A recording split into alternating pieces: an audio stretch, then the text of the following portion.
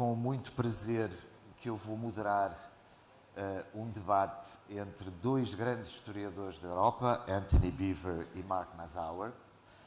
Como todos sabem, independentemente dos nossos fatores de crise, dos nossos pequenos e grandes problemas, dos nossos debates, não apenas de ontem ou anteontem, mas no caso português já há bastante tempo, sobre a União Europeia e sobre o euro, a Europa começou bastante antes, teve guerras, paz, felicidade, infelicidade, continuará seguramente antes e depois do euro e provavelmente mesmo depois da União Europeia. E, portanto, nada melhor do que dois dos melhores historiadores da Europa contemporânea para nos introduzirem este tema e participarem neste grande debate da Fundação Francisco Manuel dos Santos.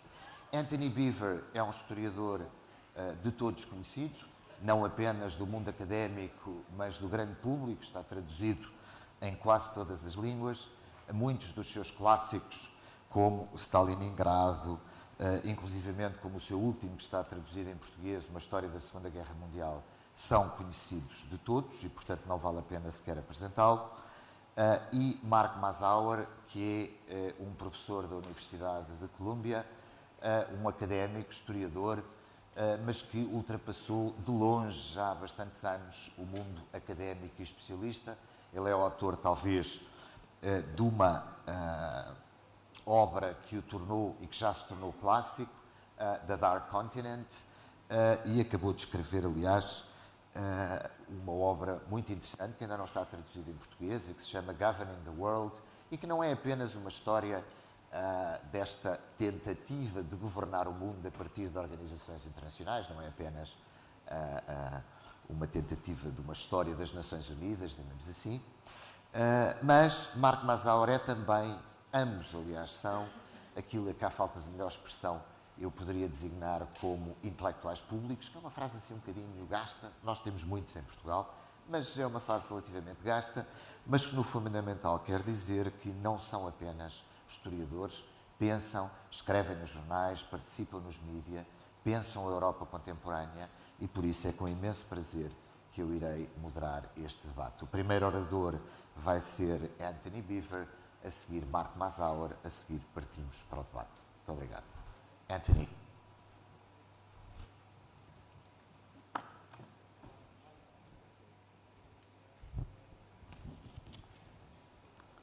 Antonio, thank you very much. The last 25 years of European integration is a story both of the confusion of cause and effect and of the law of unintended consequences. Social engineering, rather like military intervention, almost always produces a very different outcome to what was originally planned. And the whole European project is social engineering, written very large indeed. It's long been an article of faith that unification has saved the continent from another war. On Wednesday of this week, José Manuel Barroso accused Eurosceptics of trying to pull Europe back to the trenches of the First World War.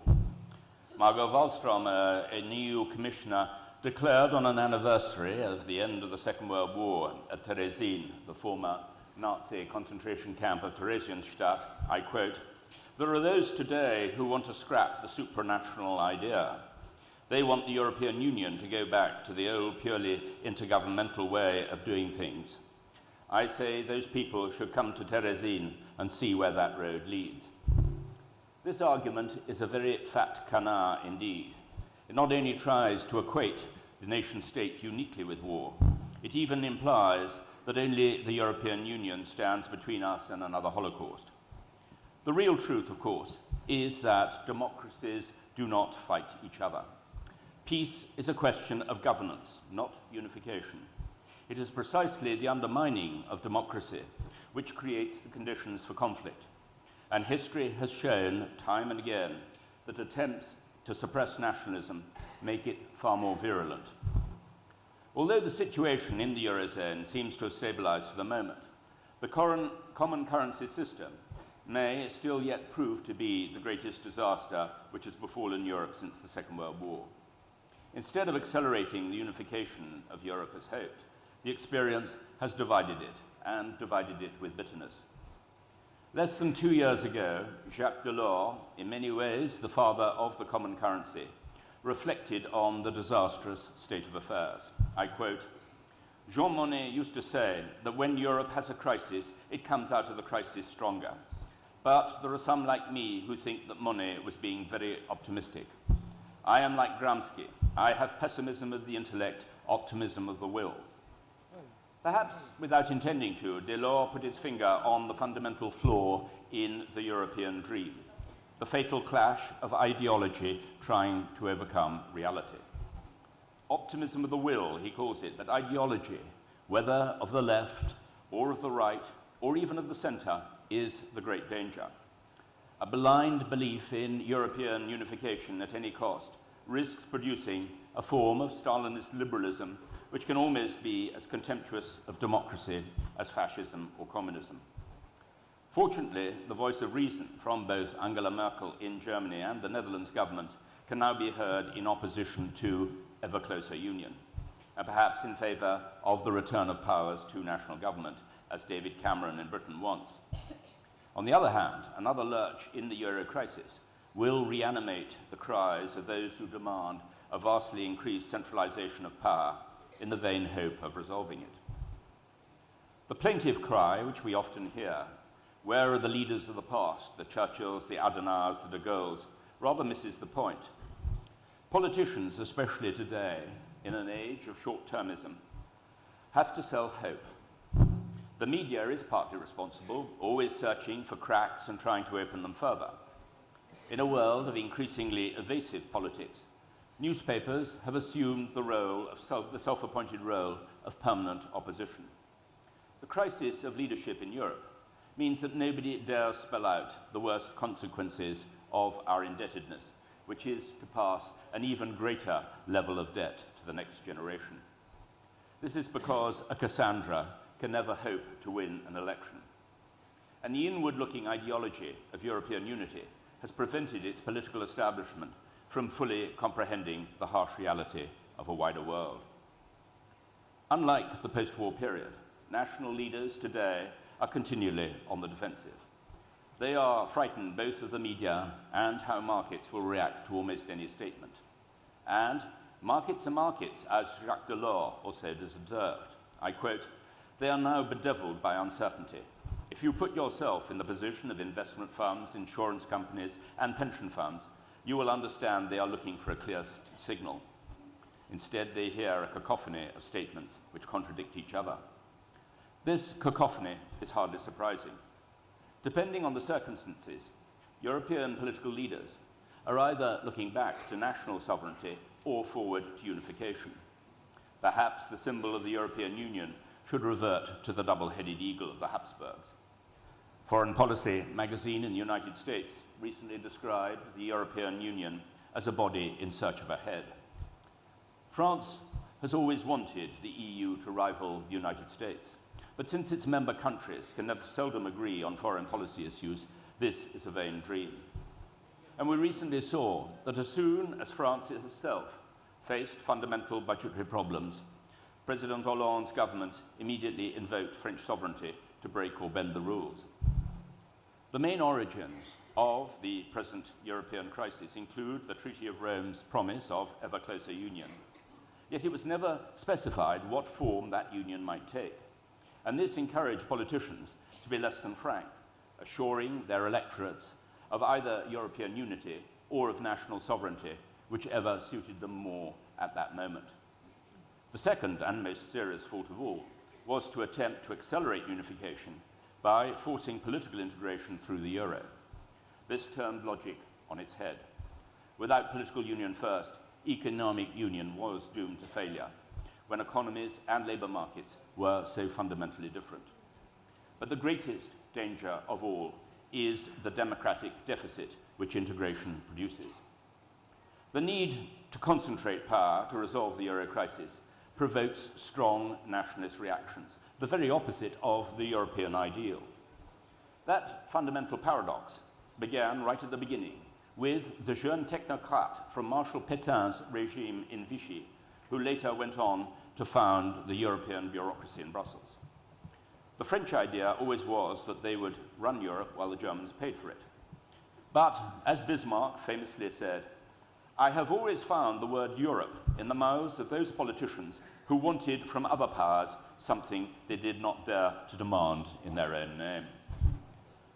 European leaders with willful blindness and even deliberate deception have consistently failed to distinguish between political ideals and reality when it comes to democracy. We should always remember that intellectual honesty is the first casualty of both moral outrage and ideological fervour.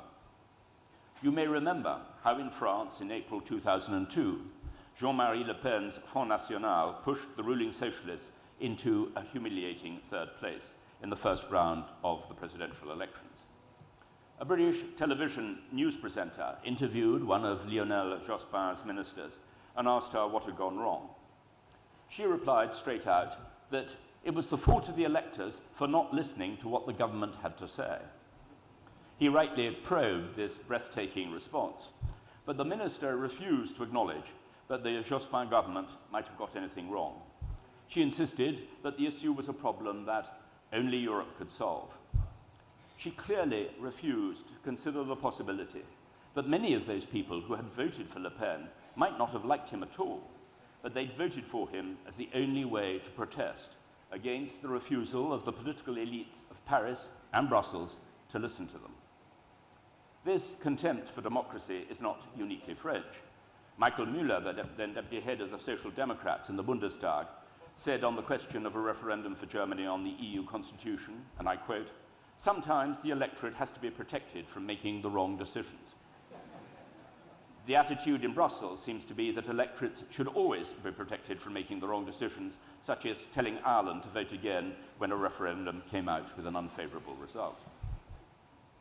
Last year, the former head of the European Central Bank, Jean-Claude Trichet, even argued in a speech on the 17th of May that Eurozone states should be able to declare fellow members bankrupt and take over their tax and spending policy. Germany is really the only country in the unenviable position to take on such a role. Can you imagine the revolt on the streets that would provoke? There have already been far too many insults about a Fourth Reich. Bureaucrats appear to have learned nothing and forgotten nothing. José Manuel Barroso, the president of the EU Commission, said at the G20 summit in Mexico in June of last year, "Frankly, we are not coming here to receive lessons in terms of democracy and in terms of how to run an economy, because the European Union has a model that we may be very proud of." Democracy and a model to be proud of?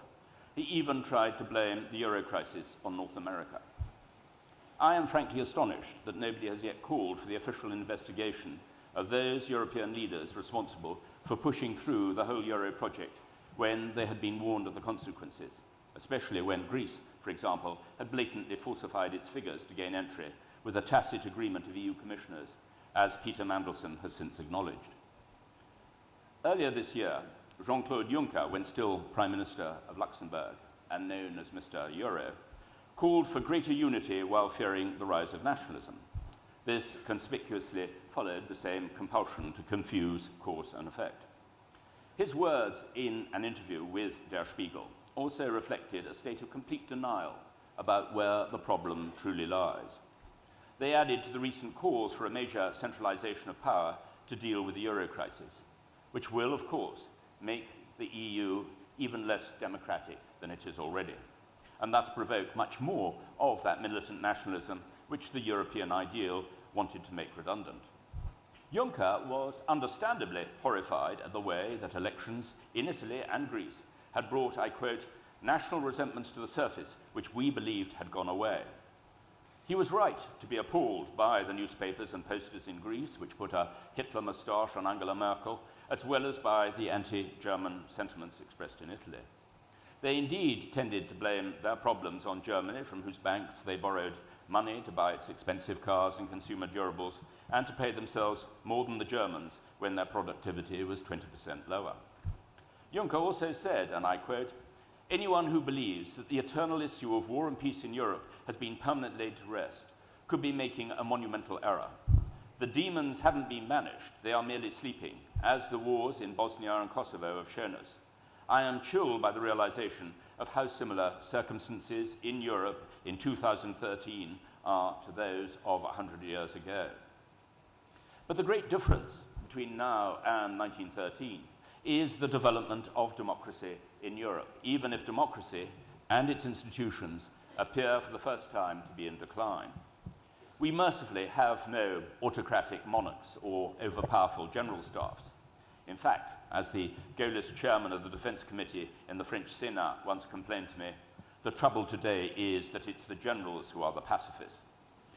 We're not about to stumble into another state-on-state conflagration in Europe, even if we are seeing a disturbing rise in nationalism in certain places. On the other hand, we may well see social unrest escalate, particularly in Paris, where the culture of street protest, whether dumping cabbages in the Champs-Élysées or setting up barricades, has so often forced governments to back down from unpopular measures. But governments will not be able to afford to back down anymore. Easing austerity simply means passing an even greater bill to the next generation.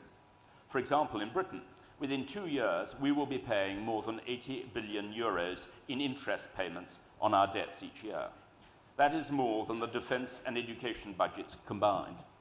France's interest bill is worse. It's the second largest item on its whole budget. It is certainly possible that parliamentary democracy may be gravely threatened, especially in those countries with proportional representation and uneasy coalitions unable to take hard decisions as politics fragment and polarize, as happened in the 1930s.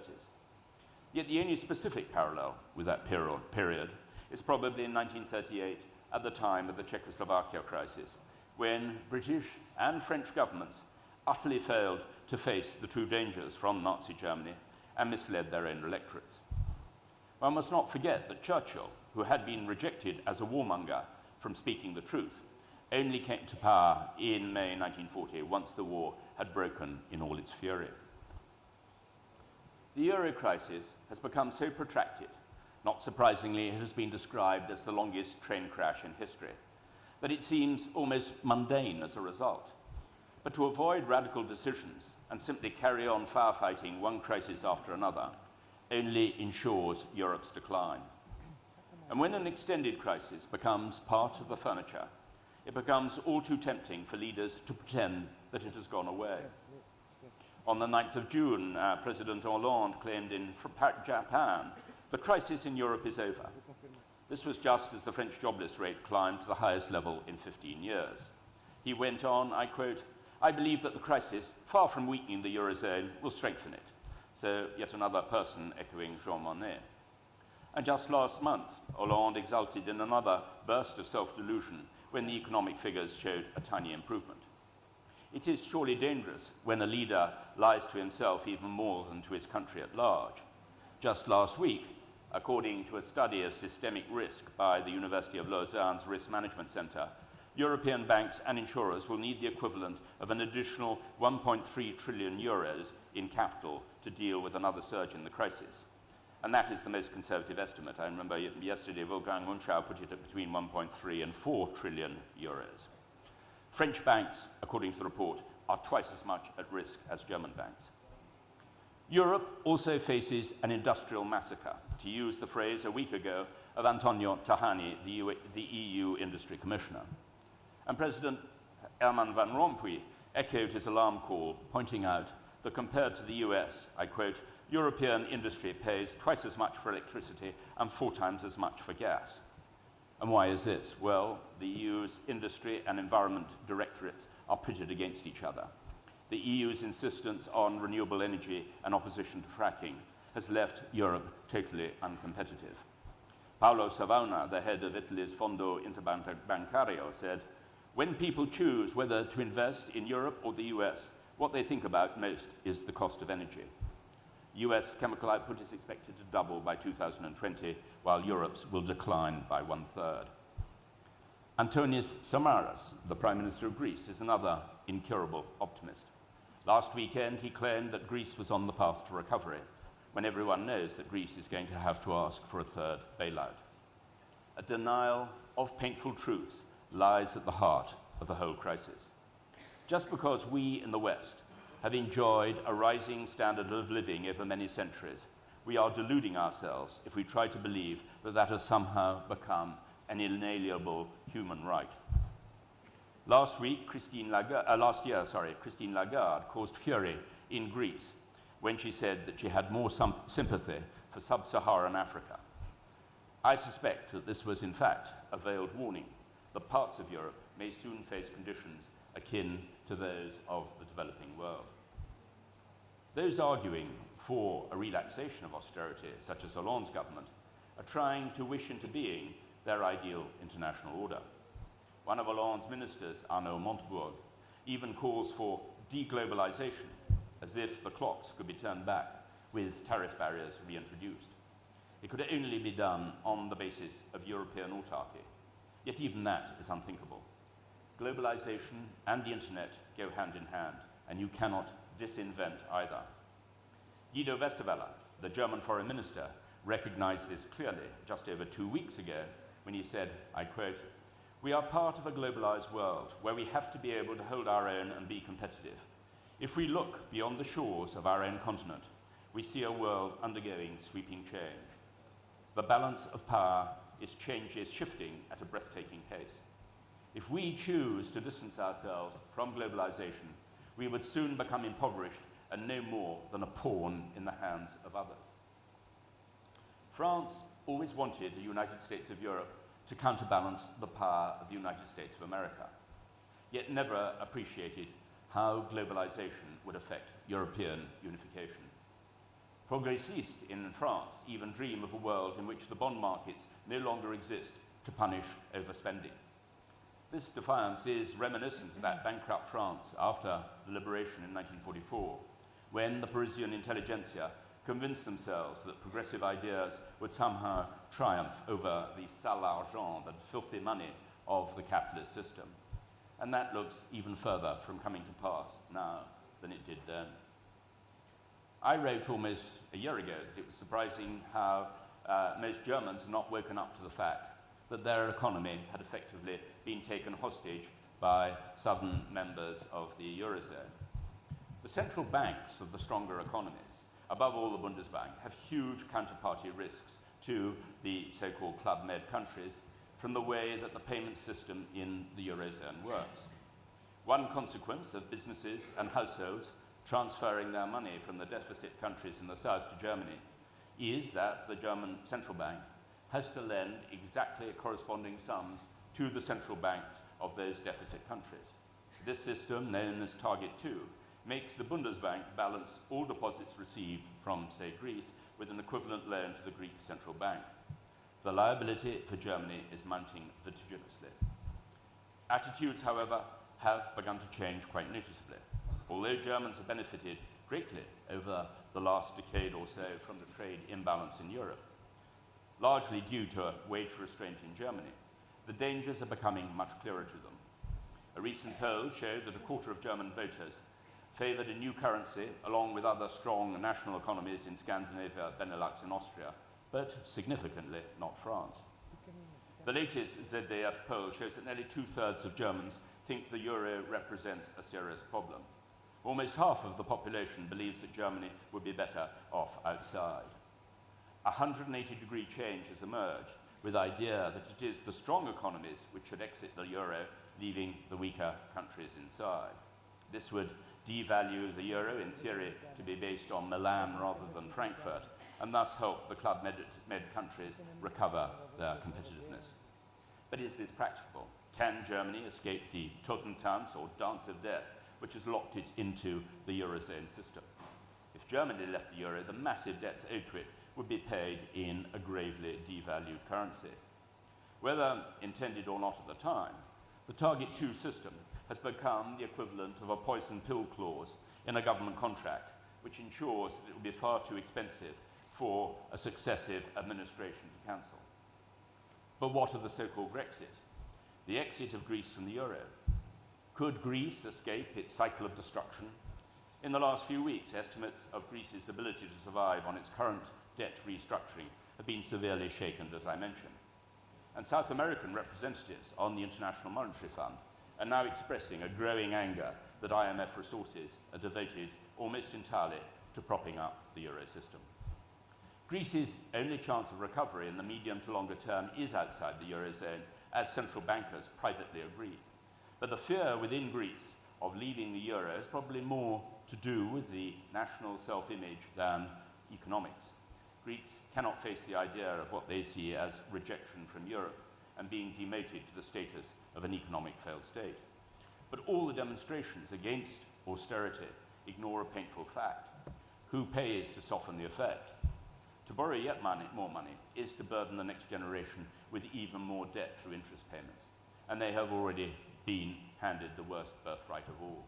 It is no wonder that the young are angry at having to pay for the reckless folly of previous governments, which seemed to think that they could go on spending and piling up debt as if there would never be a day of reckoning. The tragedy and pain for Southern Europe will continue for as long as the European elite refuses to face the fact that the political ambitions behind the common currency doomed it to failure. That is where the responsibility lies. And the longer this is ignored, the more dangerous the demons will become, tearing Europe apart, to use the phrase of one central banker. Providing the Eurozone can be dismantled or divided in a reasonable way, as Wolfgang Munchausen suggested yesterday, then the European Union can survive with reduced ambitions. But first, Brussels will have to recognise fully that the dream of ever closer union through a common currency was just a dangerous dream. And talk of a recovery now is simply provoking fate, especially when the Syrian crisis can push the cost of oil right up, and China is facing economic turbulence. I just hope and pray that we are not in for a very nasty October surprise. Thank you very much.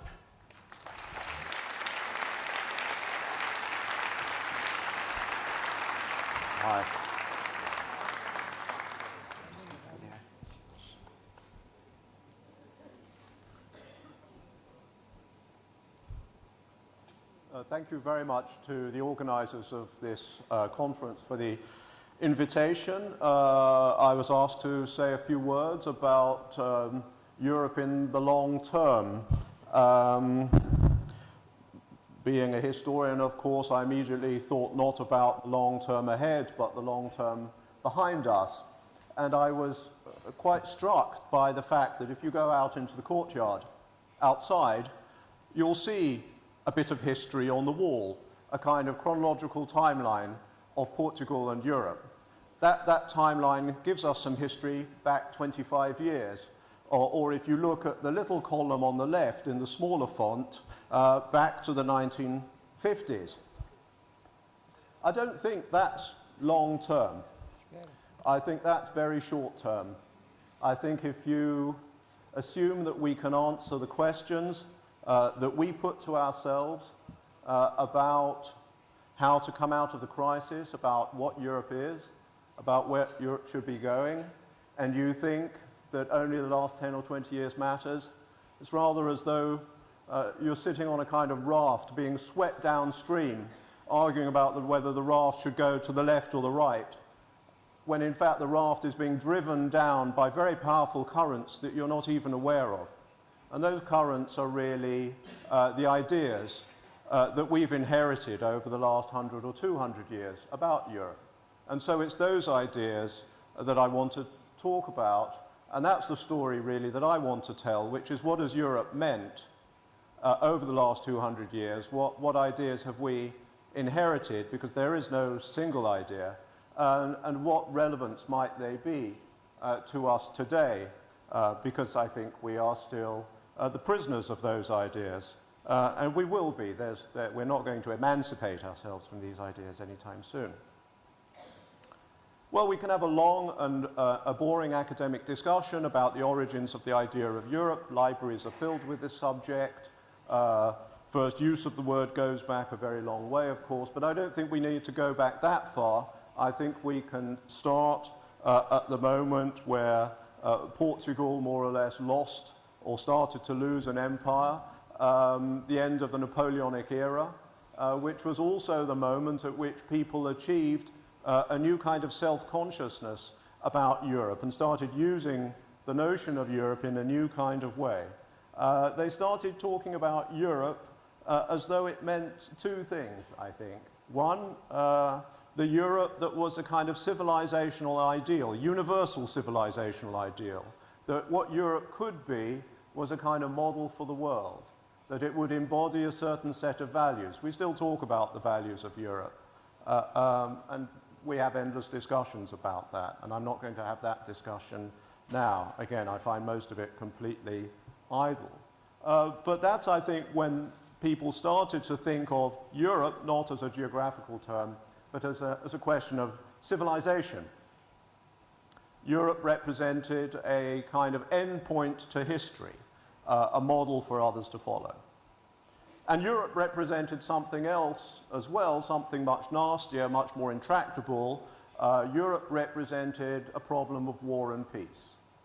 The war had just been fought over most of Europe, including here. It had been a European war, and so Europe posed the problem of peace. And I think for the next 150 years, that is essentially what Europe was. To talk about Europe was to talk about the problem of peace, how you achieve peace amongst nations. And there were many ways of talking about this, or rather many ways of thinking about how to solve this problem. And I would identify two that emerged in the early 19th century and that generated really most of the ideas that we still possess. One was incarnated by the response to Napoleon's defeat. That is to say, a group of powerful states, Big Four primarily, meeting together in what they called at the time the Concert of Europe, which would be a loose grouping that would meet not only to establish the outlines of a peace settlement, but most importantly, they planned would meet beyond the peace settlement into the peace to review every so often the situation in Europe and to work out how to manage a new problem, stability, what they called stability. So the idea that Europe was a problem of stability and that Europe was something that could be managed and that if you didn't manage it, you were going to slide back into war, I think emerges in the 19th century. And then there's a whole lot of people who think this is all reactionary conservative nonsense because mostly the spirit behind this way of thinking was anti-liberal and anti-constitutionalist. And they wanted instead radical alternatives to how to think about the problem of peace in Europe. And they thought that peace in Europe would be secured not by elderly statesmen meeting in very, very expensive conferences, but by the actions of the people. And then there was a question of how you define the people. And so the early and middle of the 19th century sees a number of different dreams emerge that still hold many of us in thrall, I think. And I'll just give you the most important of them. One was all you needed was free trade. So if you did away with tariff barriers, you could do away with diplomats, you just allow people to trade with one another and you're going to get peace. And that was a powerful vision that underpinned a horrible new science that emerged at that time that we're still captive to called economics. Economics emerges in the course of these discussions as a professional discipline. Another idea was do away with the politicians and replace them with scientists, with people who actually know something about something.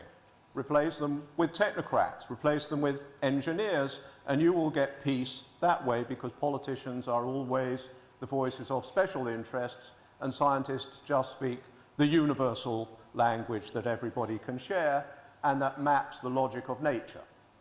And that was another very powerful force for internationalism.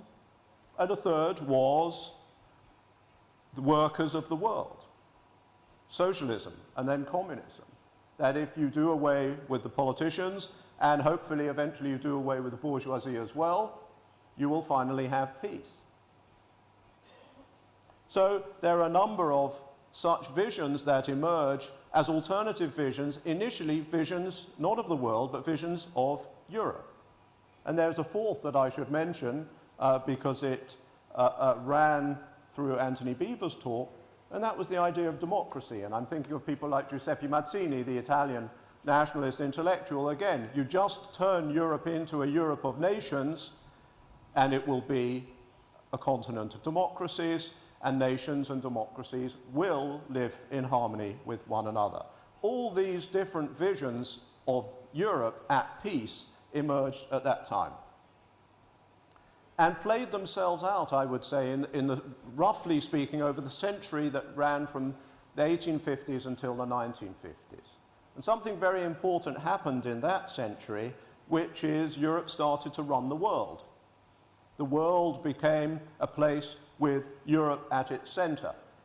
And so this European tendency to always think that Europe was the answer to the world's problems was reinforced by the fact of power. Europeans were now conquering more territories than ever before. And so over this century, you got a number of developments in the idea of Europe. One was that it would have to manage the fallout of Europeans' propensity to go to war with one another, and that propensity particularly evident in the way the French and the Germans kept going to war with one another with monotonous regularity between 1870 and 1939, 1940. The second was, as I've said, that Europe really was the great hope for the world, and the civilizational aspect of the European idea was reinforced by the fact that it was very nice to argue as you marched into Algeria or Southwest Africa or the Pacific that what you were actually doing was helping somebody instead of just taking their territory. And this particular idea that Europe was the great civilizational ideal did not end when two other powers, that is to say the United States and the Soviet Union, entered the world stage as world powers themselves, because in many ways they were just playing out through their rivalry in the 20th century these 19th century ideas. The United States was standing for Giuseppe Mazzini's idea that all would be well if you just turned everybody into a democratic nation state, and the Soviet Union was playing out Karl Marx's idea that all would be well if you gave the workers power. This very powerful and potent and all-embracing set of ideas about what Europe stood for culminates and really ends in the catastrophe of the Second World War. And the Second World War was many, many things. The Second World War was not just a European war, but one of the things that it was, one of the most important things it was a struggle over visions of Europe. The Germans in particular, by the 1930s, had come to feel that that idea of the Americans and the British and the League of Nations, that all would be well in Europe if it was a Europe of democracies, was hopelessly wrong. That would lead to catastrophe. What you needed was a Europe unified under a strong leadership of the most powerful state on the continent, and that was Germany. But they too believed this was a universal model. That is to say, they thought every part of the world should be organized that way. East Asia should be organized that way on the basis of Japanese hegemony. And in fact, they would have been very, very happy if only those silly Americans had woken up and realized that you could organize the Americas in that way as well. And they proposed as much to the Roosevelt administration. This, to me, is the indispensable 150-year backdrop which generates pretty much all the ideas that I read about in the newspapers today in the European political debate about where we are and where we should go. And I also think it's the indispensable backdrop to start thinking about the project of European integration. The idea of Europe, as integrationists like to refer to it, involved two kinds of responses to the situation that faced Europe after the end of the Second World War. One was, obviously, it involved a kind of response to thinking about how you're going to rebuild the continent from a kind of year zero, and how you're going to rebuild it in such a way that the German problem in particular never repeats itself. And for that generation who'd been through several wars with Germany, solving the German problem was a very powerful force behind the move to integration. The other was a response to something else. One of the great victors in Europe at the end of the war was, of course, the Soviet Union. And it was essentially an American and, to a certain extent, a Catholic response to Europe's predicament in the face of a vastly enlarged threat from communism. And what integration was supposed to show was that there was another way to do things that was neither fascist nor communist. It was capitalist and it was democratic in the sense that we understand the term, that is to say multi-party, plural democracy with freedom of speech. But that capitalism was going to be a kind of managed capitalism that was going to bring social harmony, because the old version of capitalism had failed rather badly at doing that in the 1920s. And I personally think that there was a very impressive achievement. I think that it was largely responsible, or partly responsible, for 30 years of extraordinary growth. It was responsible for the refounding of democracy in Europe, across Europe after 1945. We could have a discussion, perhaps, with Antony Beevor about how far one could assume that democracy would re-implant itself in Europe in 1945. That seemed a pretty tall order, I think, to many people in the 40s through into the early 50s. And if it doesn't seem a tall order now, if we somehow assume that democracy is the norm, I do think we can't leave integration out of that. And finally, the achievement that I think we also perhaps take a little bit for granted, it really did bring to an end, for most people, the idea that there was some serious prospect of a major war on the European continent. And that was a major achievement as well. Now, from the 1980s onwards, as that old peace idea of Europe faded into history, and especially after 1989, the meaning of European integration changed yet again. The old idea of containing Germany did not vanish entirely. In fact, containing Germany was, of course, one of the reasons for the whole project of monetary unification in the first place.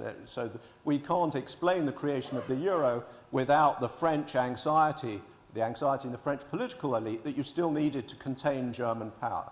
So I wouldn't say that that anxiety about Germany has vanished from Europe, but it's a lot less important than it once was. Much more important, I think, was the realization that this world in which Europe dominated things, the world in which Europe could feel itself to be the center, a Eurocentric world, was now over.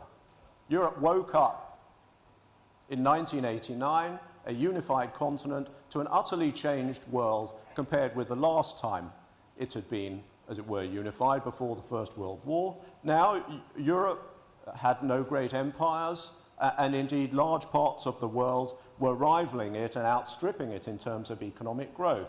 If you like, we can call this globalization, or at any rate, globalization was connected to this. And so a new and ambitious version of integration emerged as a kind of response to these trends.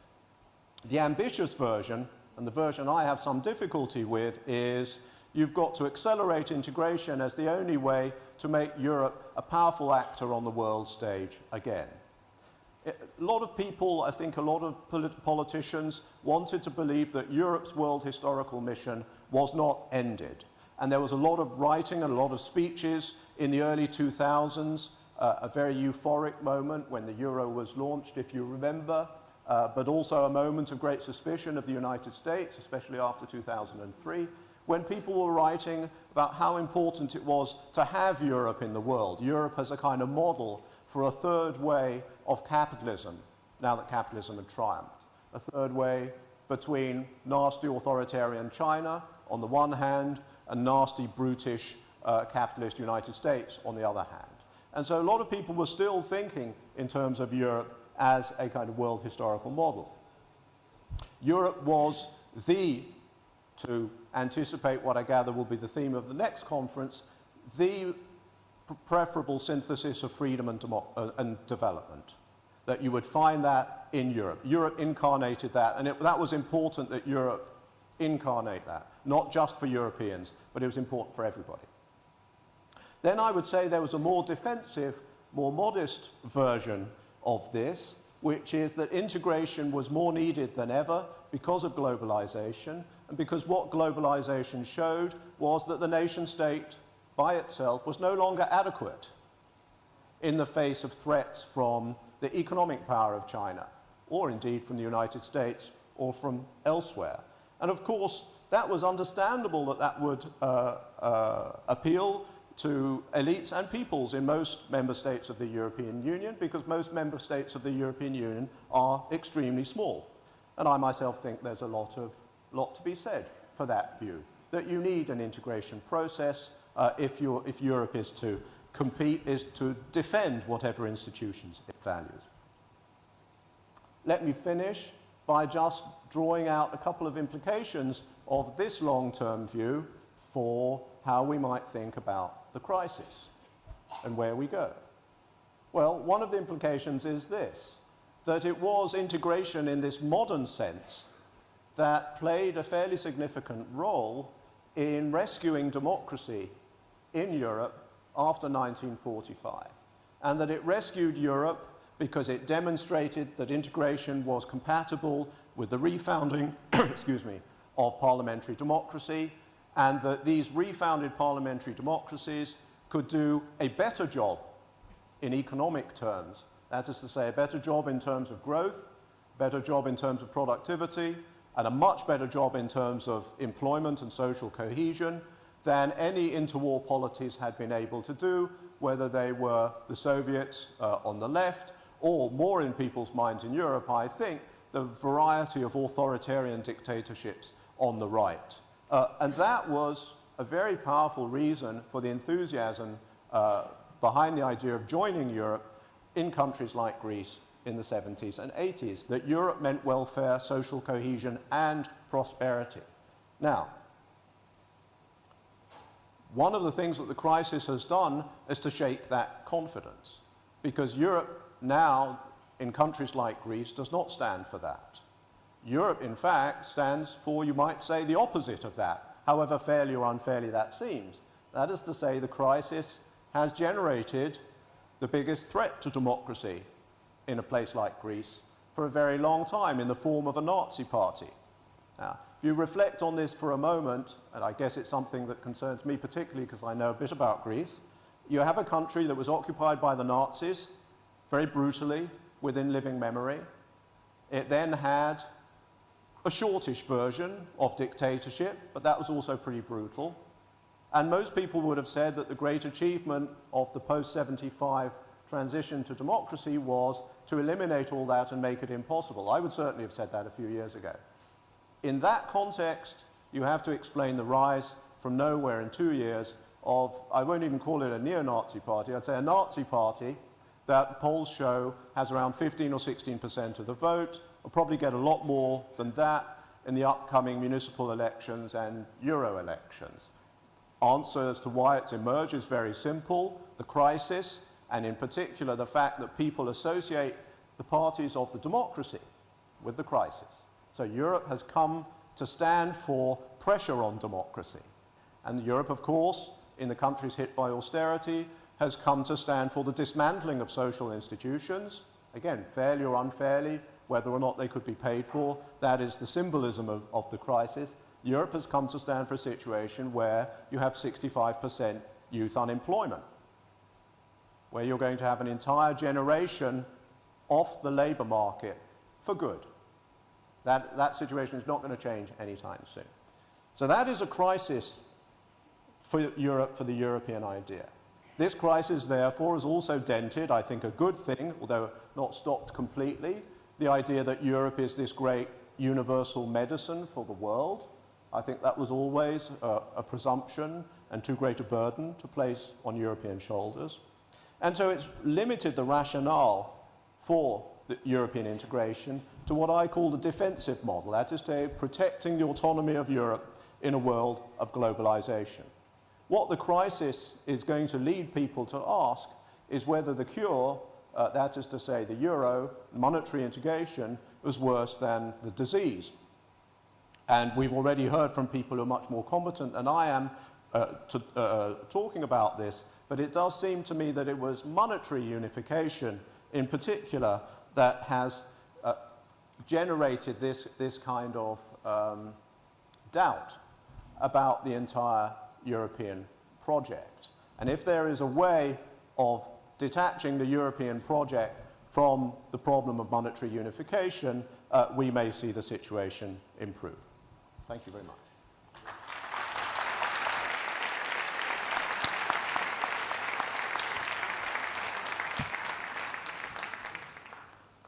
thank you very much to you both. I have a script here, and I should ask some questions to our speakers before to giving the floor to the public. But I think I will try to concentrate in 2 questions, the 7 questions I was supposed to ask. And the first, I think, is the following, and it's connected with the title of your recent article, Should Europe Give Up of the Euro in order to maintain the European institutions and the European idea? And the first question I would like to raise is the following. In a way, the European Union is the product of political elites and economic elites too. We tend to, and one of the major challenges everybody knows is how to democratize the European Union, how to make European institutions more accountable, and the challenge, of course, is there with the democratization of the European Parliament, etc., etc. But basically, the European Union it's an elitist project based, and I liked very much to quote one of my masters, an old professor of the European University called Alan Milworth, was very skeptical about, the European ideal and all the legitimation discourse of the European Union, because he was an economic historian. He was saying, well, many of the dimensions of the European Union are strategic options of economic and political elites. It is an elitist project, in a way, at the beginning. Now, my question to both of you about the crisis is the following. Considering the current crisis of the euro, considering the process of political engineering that is one of the main characteristics of the European Union, the euro might be, this is a bit provocative, but anyhow, that's what I would like to ask you. The euro might be a very important option in terms of how Europe can avoid economic decline in a world and a global context. Because when we look at the main decisions of the European Union in terms of the building of an internal market, in terms of many of the debates we have at the national level, in Portugal we are suffering a lot with this just yesterday, at the pensions of former civil servants who retired 10 years ago or 15 years ago are going to be cut in 10%. All the debate about the welfare state as a cultural product, an European cultural product that the Europeans are very proud of, that probably might not be maintained because of globalization and competitiveness, etc. So the question here, as historians, not exactly as economists, is the following.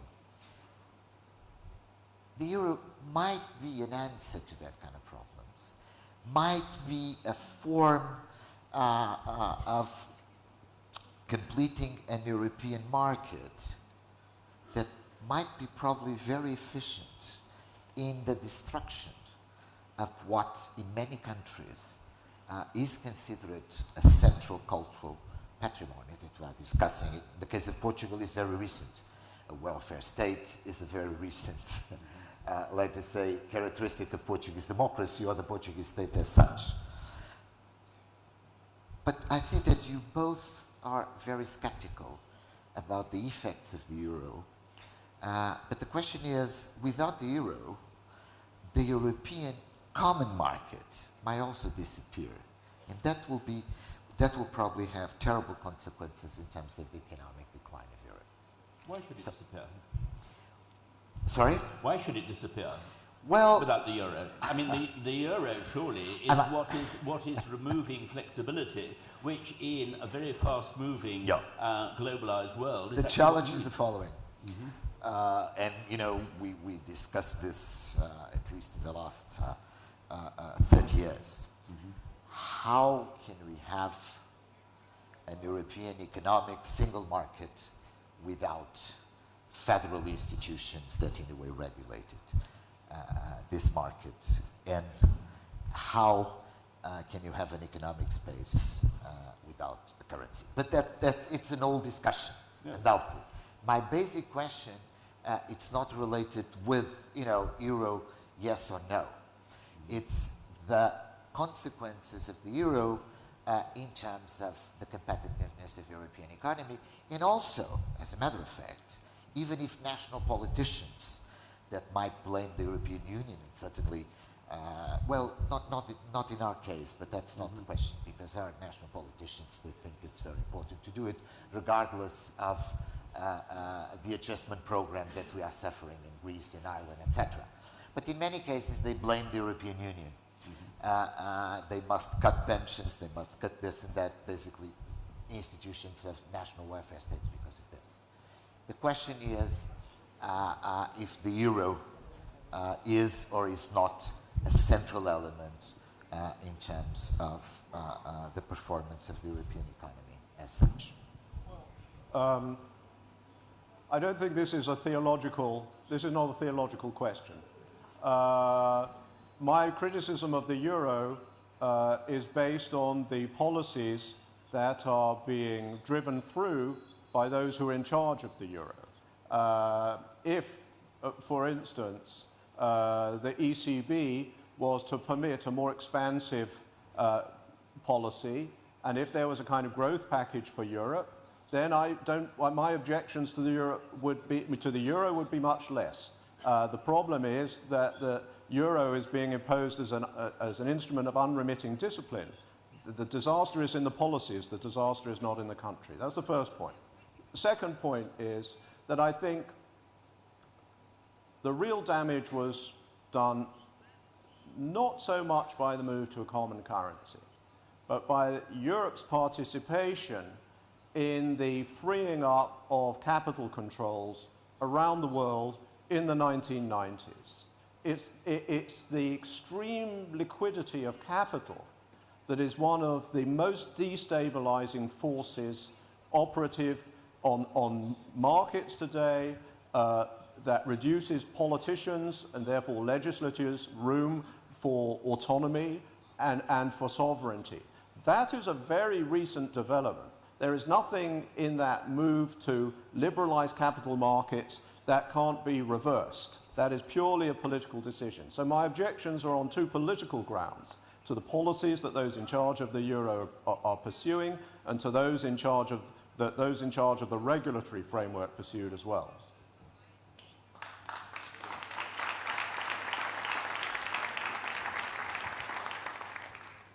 Well, I think there are two distinct aspects. One is one can talk about a common market, but I mean in the conditions of the World Trade Agreement, in many cases all markets in theory should be open, and when you start limiting your market, you're actually putting yourself at a disadvantage. So one has to look at the way that institutions work. Are they a liberating institution, or are they an inhibiting institution? And that is one of the perhaps of the problems of a lot of the regulation coming out of Brussels. I mean, I certainly would agree with Mark. I think when one looks back to the that period of the late 80s and the early 90s, one talks about Big Bang, one talks about deregulation, which took place in that time.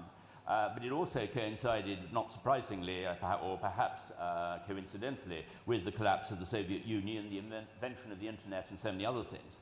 And I think that, as Beevor and others, have pointed, simply cannot fight back against globalization. I am certainly no enthusiast for globalization, but I think it's an evil which we are faced with.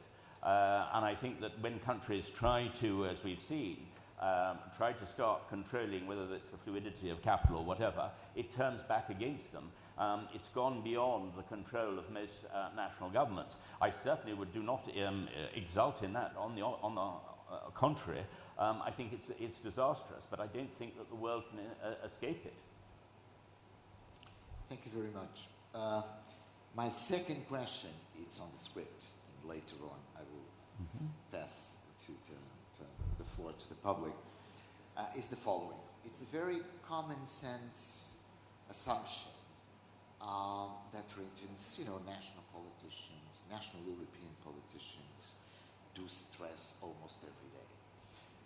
One of the main reasons why the European Union is suffering this crisis, besides, of course, the financial dimension of this crisis, it's because we are short of leaders of the European Union. And they are very nostalgic of the good old days. It depends, as historians, that's why I would like to ask you this.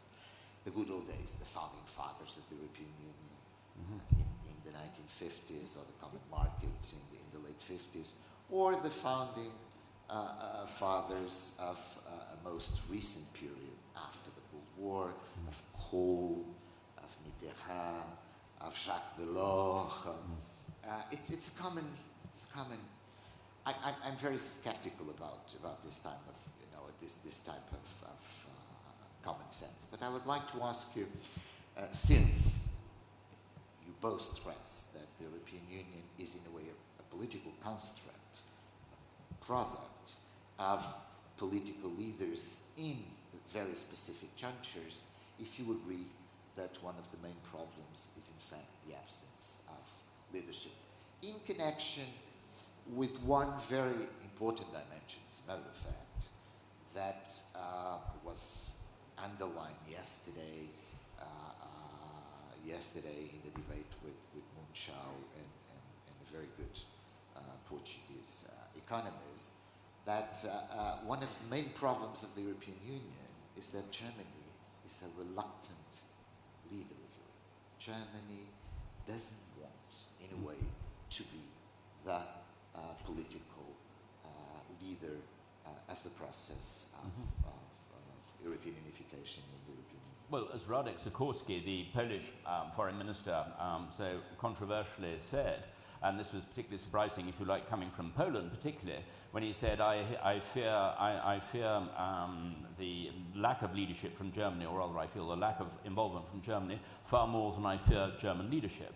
Now that, as I say, is very striking, coming particularly from Poland. But there are two problems here. One, I think, which I talked about a little bit, was the fear of all political leaders today, A, to say anything which can be misconstrued from the point of view of the markets, B, which can be divided up or dissected, if you like, by the media, which puts them automatically on the defensive in comparison to the leaders of the post-war era. And of course, the other one is when you're talking about leaders in Europe, almost by definition, the leadership is going to emerge from the strongest economic unit, which will be Germany. And if Germany is not going to take up that particular role, though I think we are seeing Angela Merkel sort of emerging as a far more powerful character than people gave her credit for earlier on, then you're not really going to get an obvious leader. Again, it's one of the problems of unification between 27 different countries. Well, I suffer from a tendency to father worship, which I have to resist.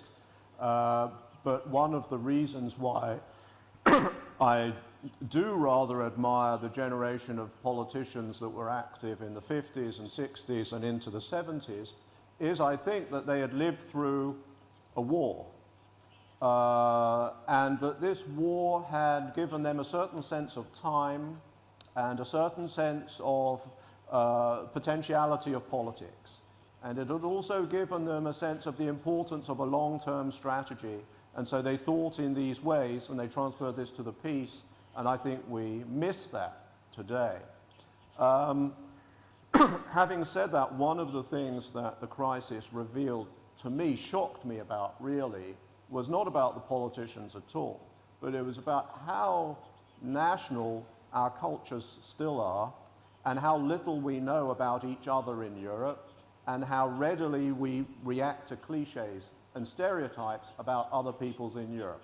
Our real knowledge, by us I mean everybody who's not a politician, of the Finns or the Hungarians or the Greeks is like this.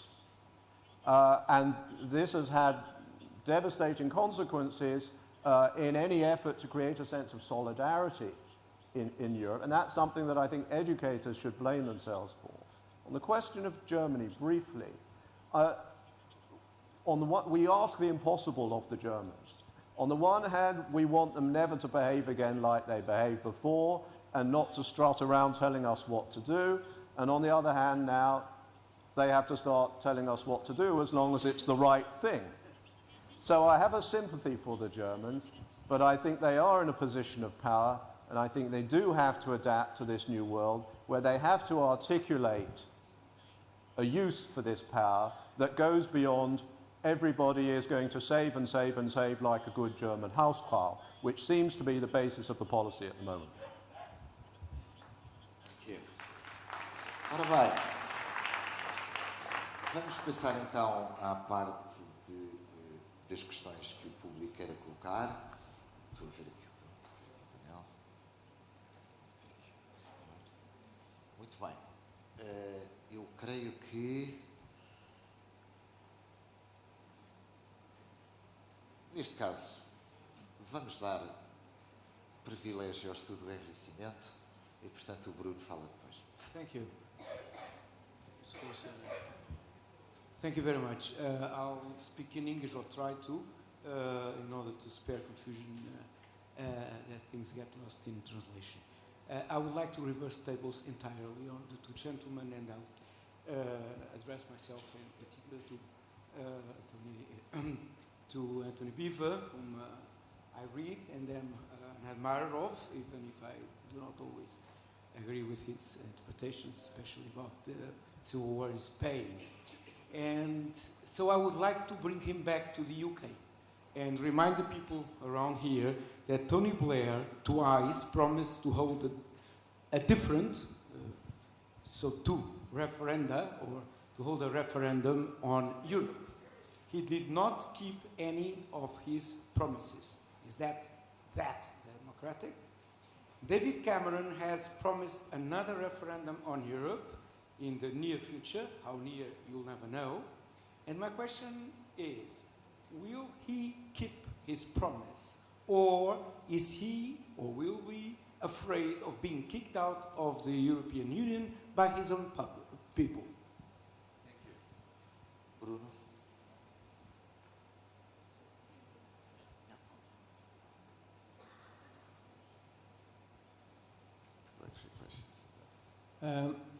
Thank you. Very interesting presentations of. Okay, all right. I just wanted to make a brief comment.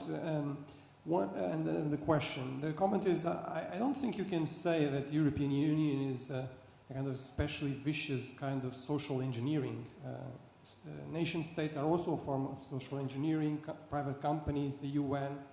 And if you think in terms of social engineering or social constructions or historical constructions, I think the European Union is particularly benign, I mean, especially if you compare it with national states.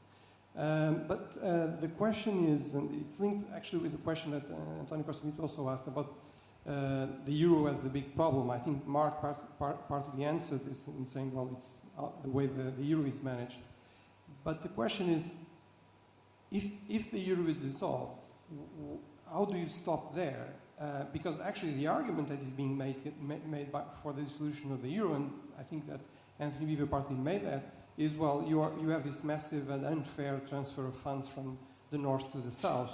I think probably could argue also the reverse. You have lots of transfers of funds. If you look at, for instance, the cost of German debt, and lots of advantages in the north. But why do you stop there? Why would Catalonia then pay for southern Spain? Why would northern Italy pay for southern Italy? Why would Scotland stay in the United Kingdom or Northern Ireland? So how do you stop the process, and how can you see some kind of positive effect from that, aside from also the economic uncertainty, the massive economic uncertainty that this would create? Thank you. Thank you, Bruno. There is a gentleman there.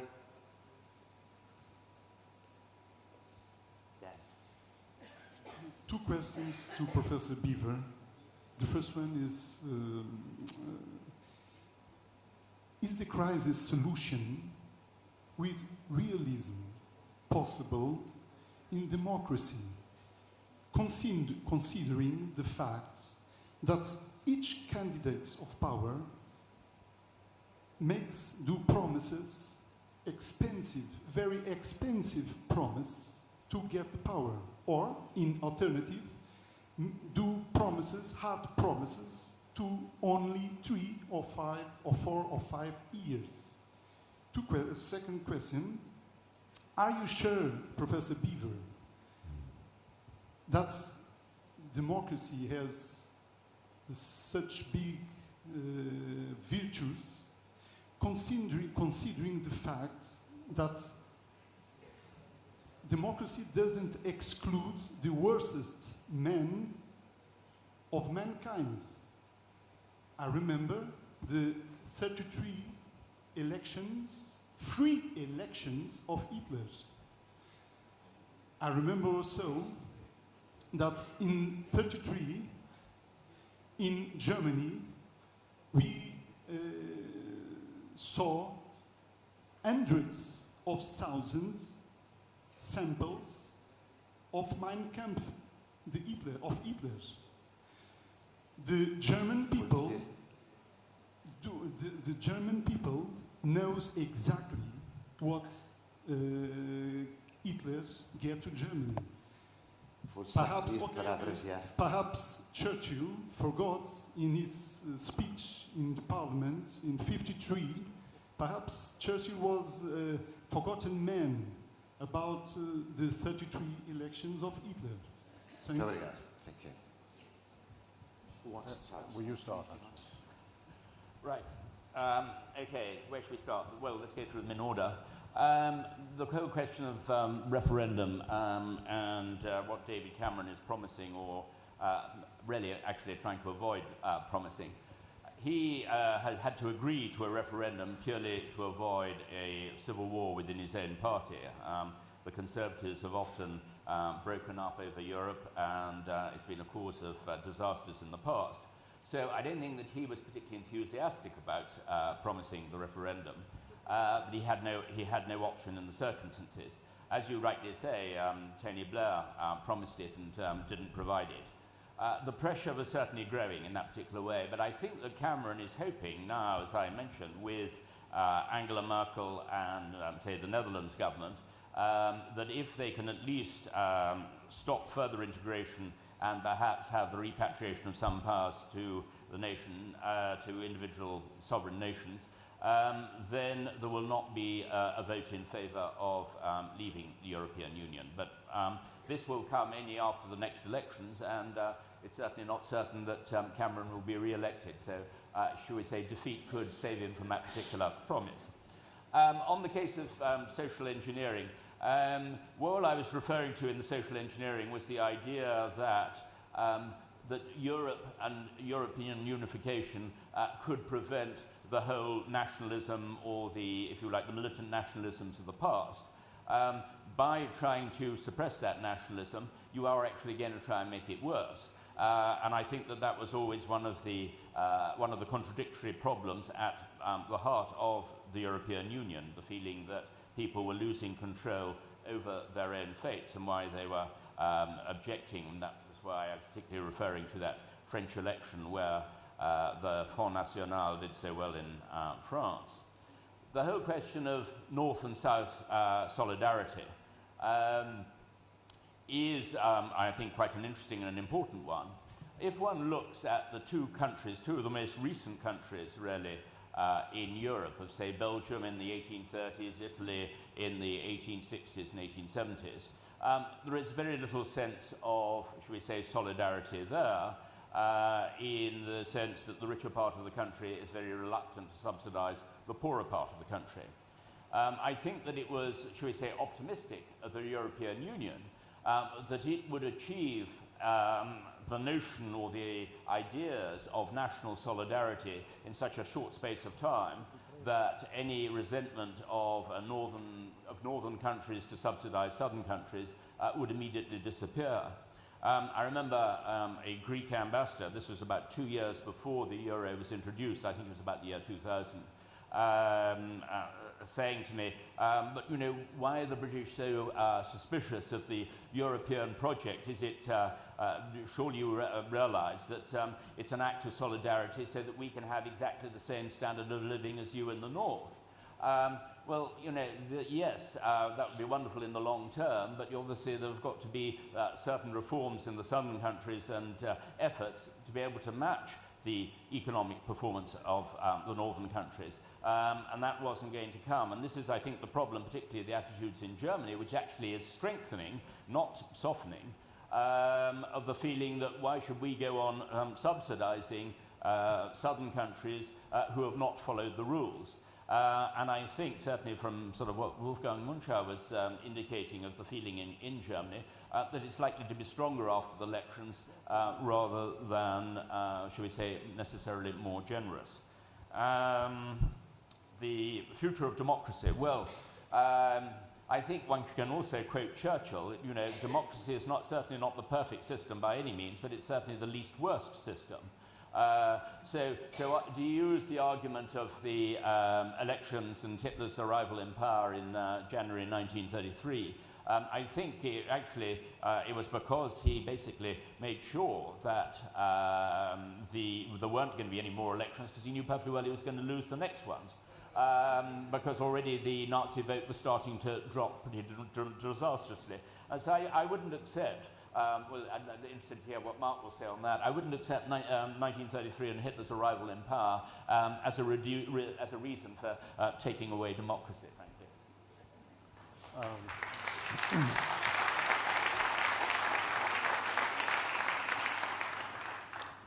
One of the very striking features of the European integration idea through history has been, there's always been this motto of no turning back, which is the counterpart of ever closer union. If you turn back, it's catastrophe. I think instead, if we look at the variety of arrangements that were involved in integration in Europe from the 50s into today, there are many different permutations and kinds of arrangements. We may find some of them work better than others. Now, for instance, there were plenty of transfers being made before the creation of the single currency.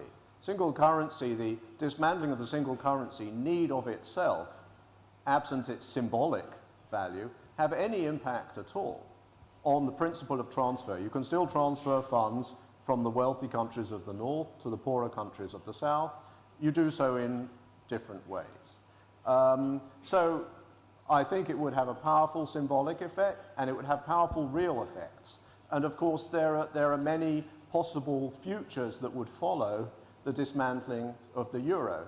Do you have fixed exchange rates with extreme capital controls? Do you have fluctuating, and so on and so on and so on? So, all much too boring to go into.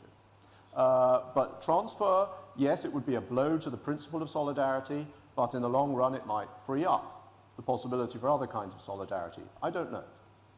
On the question of democracy, briefly, and this also goes to the question of no turning back, well, if Golden Dawn wins the next election, the European Union will be in a much more difficult version of the position that it's currently in vis-à-vis Hungary. Democracy does have this potential within it. Our relationship to democracy is a lot more ambiguous and fraught than we like to think. And I'm a little more apprehensive, I think, than Antony is about the future here. Thank you. We have time for 2 short questions. 3.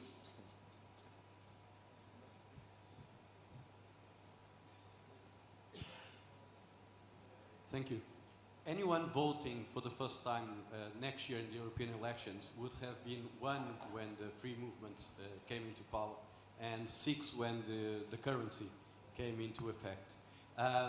And after that, the European Union disappeared for 10 years, debating the new treaties and the new institutional arrangements. And when it emerged again, it emerged in the crisis. So my question is a question of the panel. Is there a long-term perspective for the European Union? Thank you.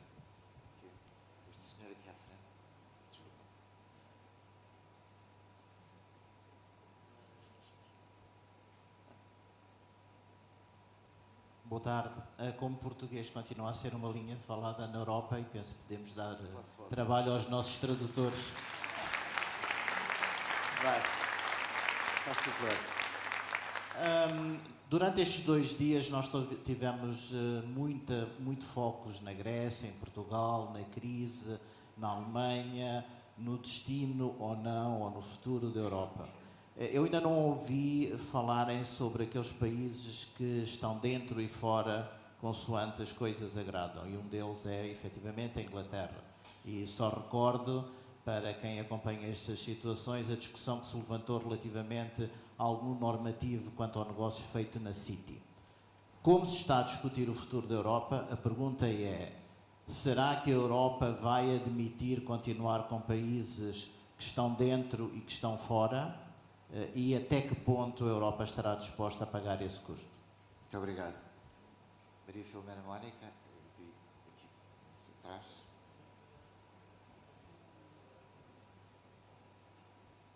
Posso falar a todos? Yes. To Antony Beevor. I know you are British and Portuguese. Do you think Euroscepticism is a luxury only prosperous and democratic countries can afford? Having lived during 40 years with a dictatorship, and even though I share most of your doubts about the way bureaucracy rules Brussels, I still think that it's dangerous for my country to be too skeptical. That's one question. If there is a culture background to Euroscepticism, if there is a referendum in 2005, will you vote no? Would you vote for an exit from the European Union, or will you vote yes, we'll stay in the European Union? Thank you. I think it's important to get the tone of this. No. Well, I certainly would hope that Cameron would achieve the reforms that he very much hopes to see, and that we would stay within the European Union. I wouldn't want to leave, but I think that if, shall we say, there is another lurch in the crisis, as I mentioned, and the call for centralised controls from Brussels becomes even stronger, I think this is unlikely actually with Germany, but if that happened, then I think that probably there would be an inevitability that Britain would feel that they would have to leave, because if the Eurozone becomes such a core that everybody outside the Euro finds themselves in a diminished or slightly more vulnerable position within the EU, I think their position might find them difficult. But that's something to be decided when the referendum comes. I certainly wouldn't be able to reply to that one now. As for the question of language, yes, I couldn't agree with you more. I mean, I found nothing sadder than when my Norwegian publisher said to me, I don't think we will be speaking Norwegian in 20 years' time. But it does bring up one question which has quite often been raised about the question of if you like, a federation, a centralized federation. And I'm very interested on Mark's reaction on this particular one, is that has there ever really been, I mean, one can think of the Austro-Hungarian Empire and so forth, has there ever really been an association of states where there was not necessarily a dominant language or a single language? And this is a question of how one then starts to define European culture and all the rest of it. Can one have an association of countries? Certainly you can have an association of countries, but can you actually have a real unity without actually a basic single language in the way that, say, German was the major language of the Austro-Hungarian Empire, and then you had obviously many other languages within it. What? India. Yes, true. Okay, no, that's certainly... but no, I think it's always been a sort of question which has slightly intrigued me. But I mean, you know, the idea that somehow that English becomes an international language and then destroys other languages as a result, I think is horrifying, and I certainly wouldn't advocate that one. No language with a single currency. Yes. Well, perhaps then just to respond to the very first question, which raised the question of age. And I think right now that's maybe the most important question to talk about, how the European Union is failing the young. There are countries where, as I said before, an entire generation faces the probability of unemployment or exile. And that's catastrophic in human terms. It's catastrophic for them. And I don't think Europe is so wealthy that it can afford to disregard the young in the way that it's doing now. Okay, thank you very much to both. Thank you.